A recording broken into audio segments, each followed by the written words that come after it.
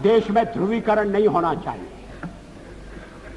न सांप्रदायिक आधार पर, न जातीय आधार पर, न राजनीति ऐसे दो खेमों में बंटनी चाहिए कि जिनमें संवाद न हो, जिनमें चर्चा न हो।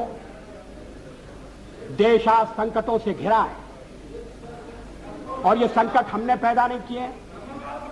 जब जब कभी आवश्यकता पड़ी, संकटों के निराकरण में हमने उस समय की सरकार की मदद की है। उस समय के प्रधानमंत्री नरसिंह राव जी ने भारत का पक्ष रखने के लिए मुझे विरोधी दल के नेता के नाते जेनेवा भेजा था और पाकिस्तानी उसे देखकर चमत्कृत रह गए। उन्होंने कहा कि ये कहां से आए हैं, क्योंकि उनके यहां विरोधी दल का नेता ऐसे राष्ट्रीय कार्य में भी सहयोग देने के लिए तैयार नहीं होता। वो हर जगह अपने सरकार को गिराने के काम में लगा रहता है।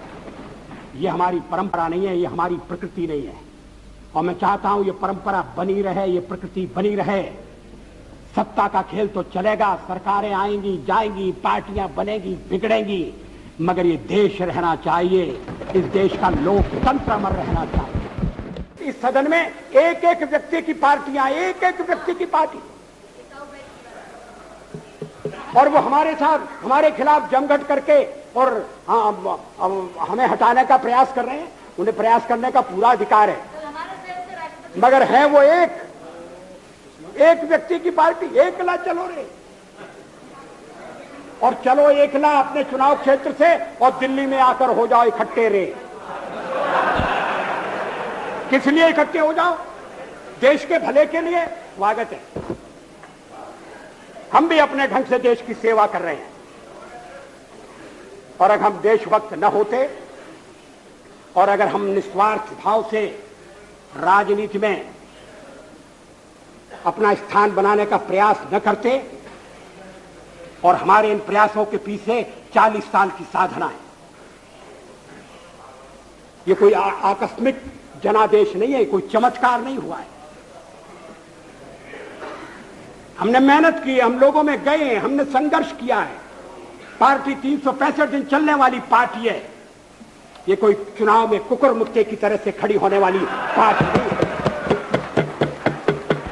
हमारा जनाधार नहीं है, हमें लोगों का व्यापक समर्थन प्राप्त नहीं है। अगर आप हमें छोड़कर सत्ता बनाना चाहते हैं और आप समझते हैं कि वो सरकार टिकाऊ होगी, मुझे तो उसके टिकने के लक्षण नहीं दिखाई देते। वो पहले तो उसका जन्म लेना कठिन है, जन्म लेने के बाद जीवित रहना कठिन है, और ये सरकार अंतर विरोधों में घिरी हुई देश का कितना लाभ कर सकेगी, ये एक प्रश्नवाचक चिन्ह है।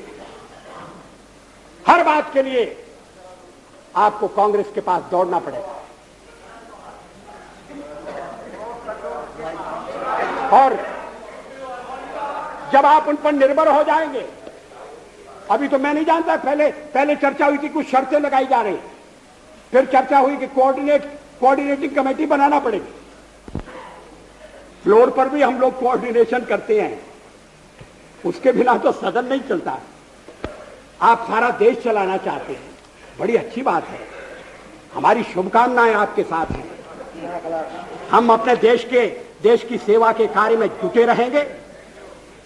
हम संख्या बल के सामने सर झुकाते हैं और आपको विश्वास दिलाते हैं कि जो कार्य हमने अपने हाथ में लिया है, वो जब तक राष्ट्रीय उद्देश्य पूरा नहीं कर लेंगे, तब तक विश्राम से नहीं बैठेंगे, तब तक आराम से नहीं बैठेंगे।